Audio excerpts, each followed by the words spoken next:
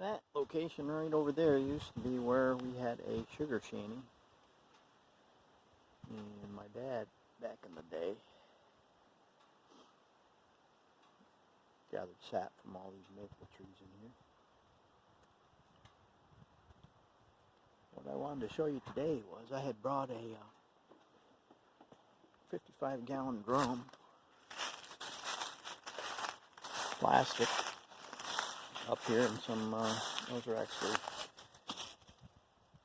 small stones for a shallow well I'm going to plan on doing a solar pump on it, probably next year.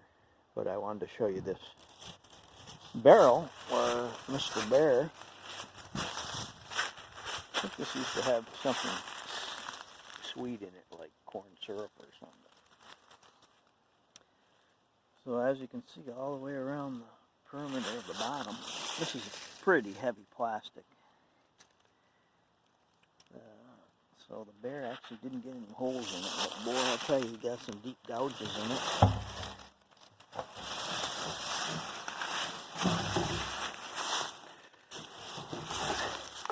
What I'm going to do today is actually put a rope on this thing and hang it up in the tree so it kind of swings. That way the bear doesn't have any leverage other than ripping it out of the tree, but I don't think they'll rip it out of the tree. Oh, this is a spot over here that I dug with a backhoe. One of my other videos, seeing if there was any water on this site where I could dig a well. And I think I went down like 10 feet and hit rock, and there was a little bit of water on top of the rock. No place to dig a well, and I assume everywhere up here is pretty much rock. So otherwise, I probably would have built my cabin up in this area. Okay, so let me get to work and get this barrel up in the tree. Be back shortly. Okay, hopefully that camera will stay there. I got it propped up on the four-wheeler. This is actually the old rope from the flagpole down there that I put new rope on, that I'm going to use for this barrel.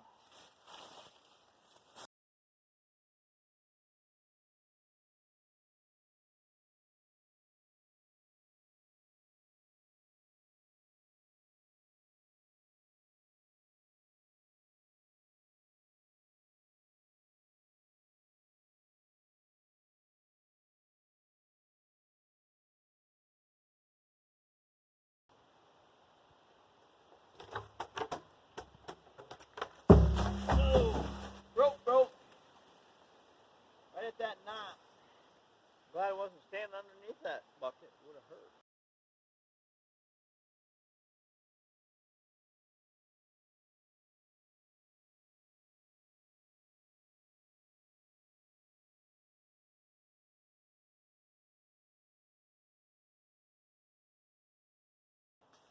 Yeah, let me see if I can find some place to tie it to.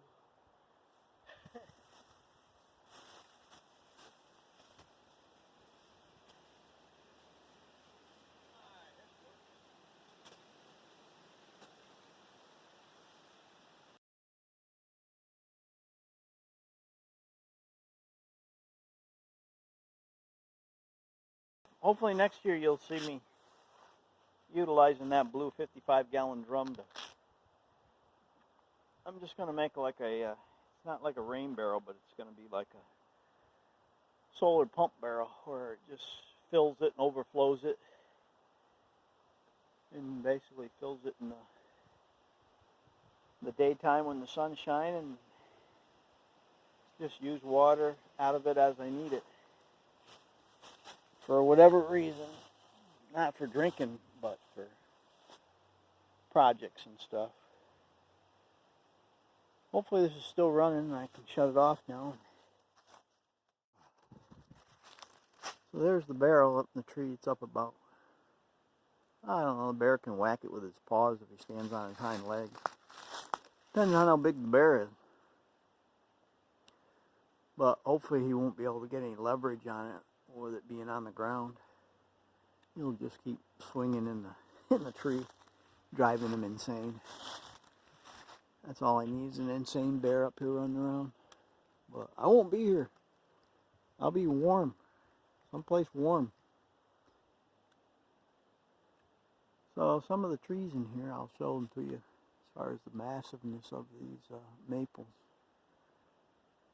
My buddy doesn't tap in here. He used to do buckets in here, but he basically just does the plastic lines across the road in my other land, my other sugar bush land.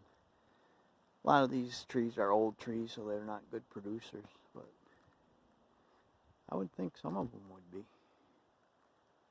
I guess he just figures it's not worth all the effort for the amount of sap he gets out of here to tap these.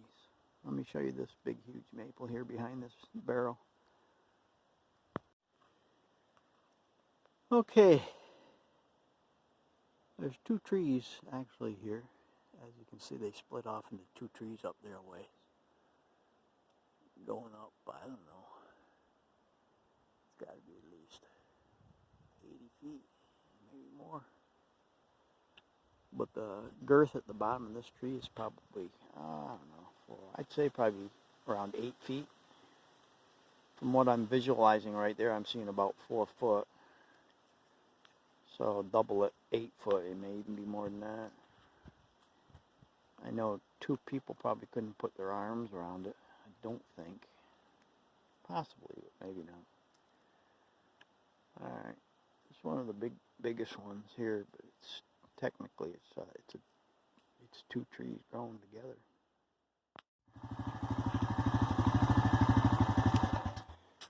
Okay, this is the old evaporator tank where the sap used to boil down into syrup. What's left of it, I'd say, if I had to guess, I'd say that's probably 65 years old, maybe more.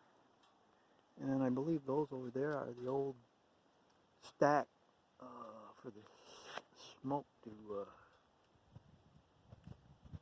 go out. So the top of the roof would have had steam coming out from the evaporator boiling off the sap, but then you've got the wood underneath the evaporator tank boiling the sap, and that would have went up the chimney as wood smoke. Alright, so this is right where the old sugar bush used to stand. It used to actually be still standing probably 25, 30 years ago. It was still actually standing wooden structure. We do have some old buckets still up in one of the buildings, up in the old camping area up near where I'm building the workshop that we stored up there in one of the showers. In fact, I'll run up there real quick and take a picture of that and kind of join this history of this together with the old sap buckets. Alright, I'll be back in a little bit. Stand by.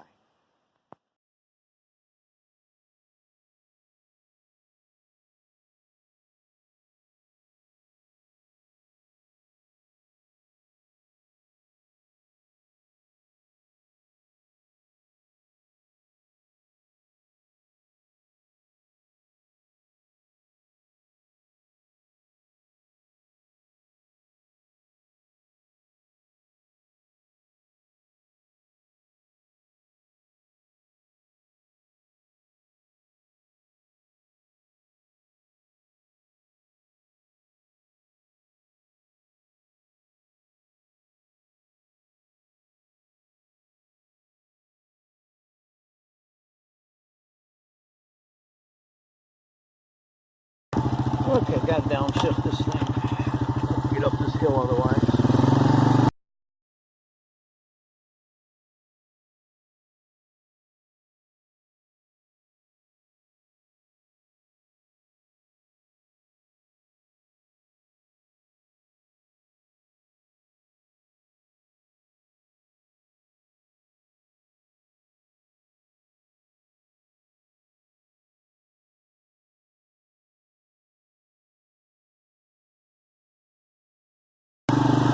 I think it's this women's showers that the buckets are in.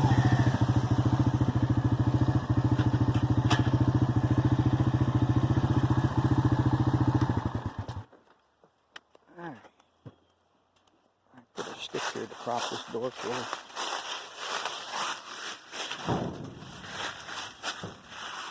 Hey, look at that. It says women showers. Women. Hopefully there's no hedgehogs in here waiting for me. Oh boy, I'm gonna have to turn a light on or something. There we go. I can edit out me struggling to try to get this light on to actually film these buckets.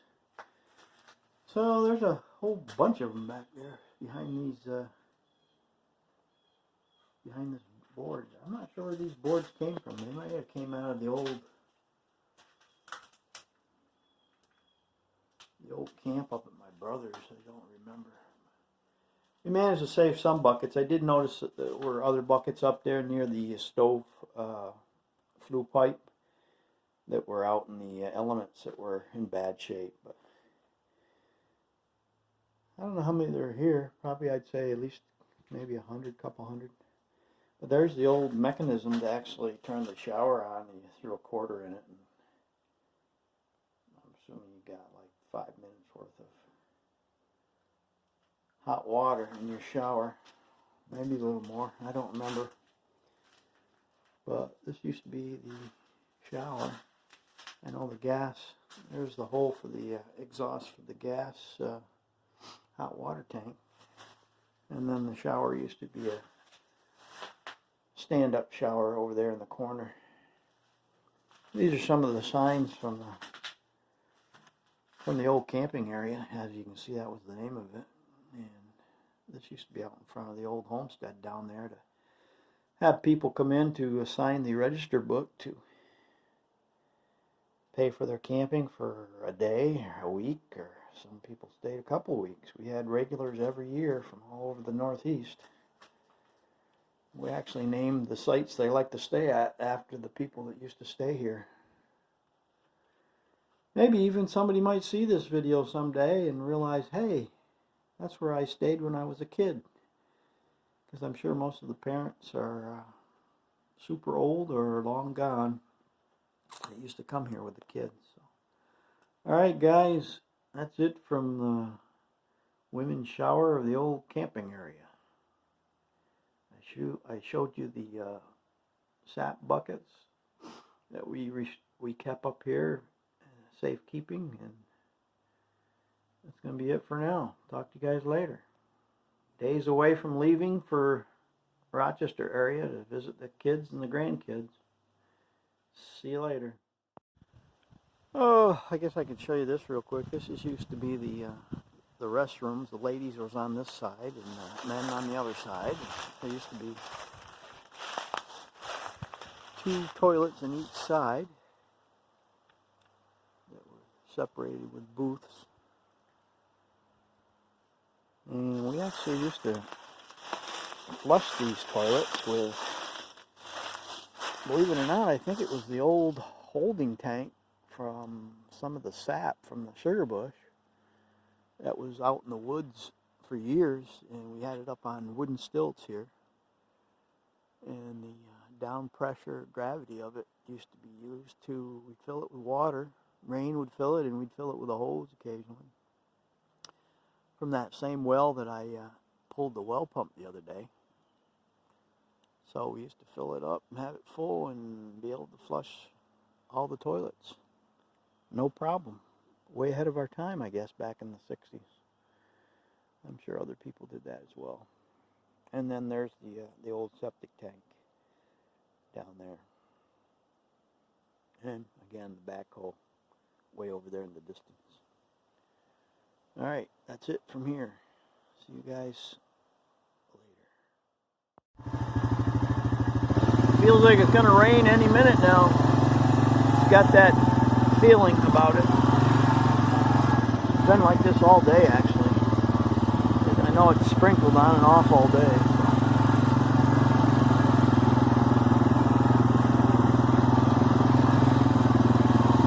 Alright, there we go, passing the rebuilt workshop with a new roof. The carport that hopefully will stay up for the winter. Let's head out here, where hopefully I eventually know if I ever will. Cactus will probably go out of sight. Staying in the RV makes a lot of sense. Something on wheels that moves around.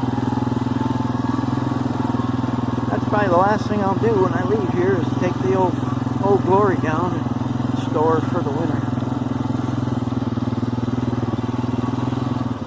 There's my view. Very nice. Let's ride down the hill. Hang on for dear life.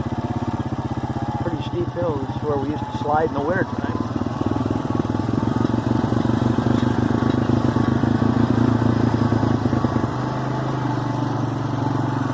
As you can see, this is where the RV lives.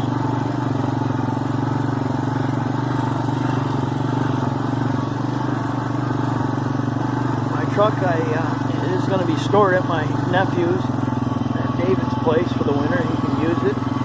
Start it every once in a while.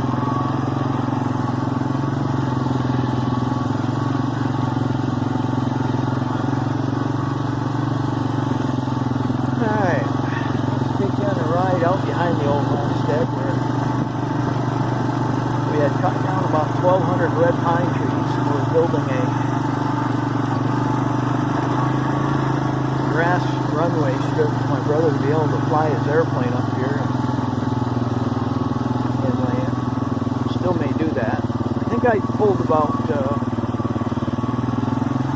60 stumps when they were first cut. Man, that was hard to do, but now that they've been sitting there for 5-10 years, all the stumps are rotted,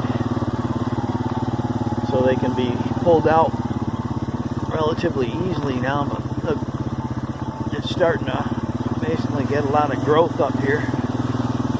Those blocks you just seen were the old blocks from the back wall, the old homestead my brother had replaced last year, I think it was.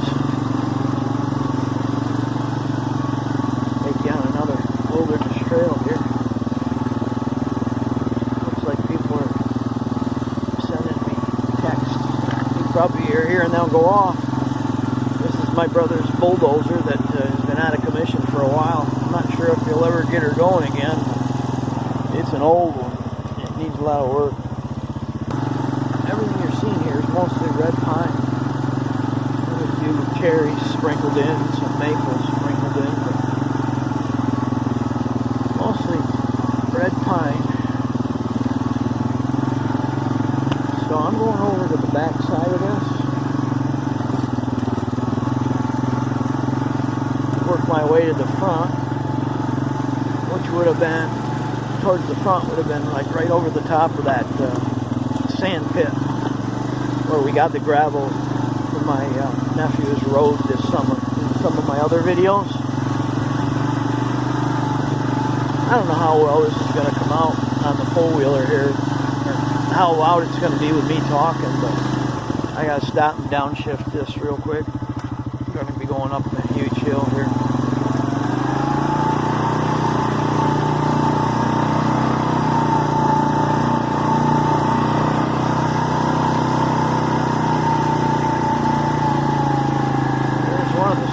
As you can see, it would have been hard to get him out when he was fresh, but he'll pop right out of there now. In fact, I'll probably just tear the top right off and leave everything down below, which I was digging up before. So this is the point. This is actually facing to the north. You can see all this is grown up. Before you could actually see all the way to the front, but you can see the row of pine trees all along there. But this all used to be probably, I don't know, 75 yards wide by 1,200 feet long,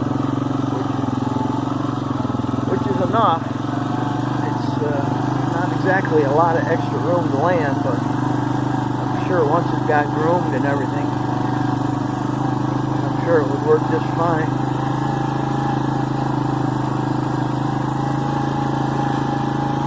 Probably scared some deer out of here already that we're down these paths. I'm sure they use these paths as the least resistance to move around in here. If you can hear me, that's fine. If not, I'm sorry about that. Let me shift gear. I'm going to get up into second gear. First gear's, well, you know what? I'm going to leave it in first gear. Just take it nice and slow. I'll show you some of the red pines up here that are now taking the beating from the southwest winds coming in. That came to a real shock to them once all the other trees beside them were gone. Some of them have handled it, but other ones, they did not. There's another path going down that way. I'm going to be taking this path over here.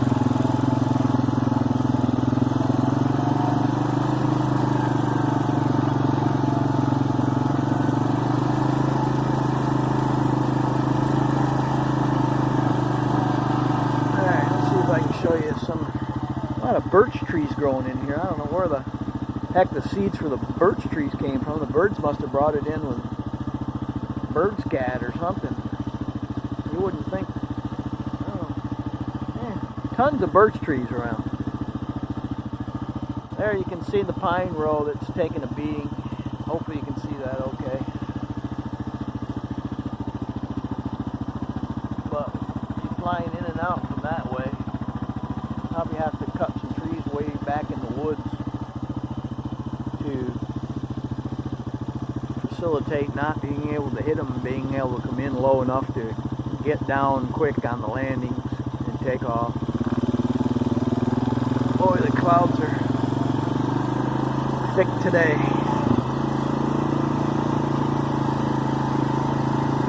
Briar bushes. Probably a good 2-3 days with a huge bulldozer in here would basically make this thing totally ready for grass seed and groom it up for a nice runway. You have to be a big dozer though. Bigger the better, quicker the job. So this is going to be the south end of the airstrip. This is where I pulled about, I don't know, it had to be around 60 stumps. You can see it's cleared out a lot more than back there further where all the other stumps are still at. But it was a lot of work to just clear this many. Had quite a few breakdowns with the backhoe when I first bought it. So flying in from there, you come in right over the treetops, bring her down as quick as possible. I think it could be done. I know a big tired plane would be able to land here just fine, but his isn't equipped with the big tires. It is a tail dragger.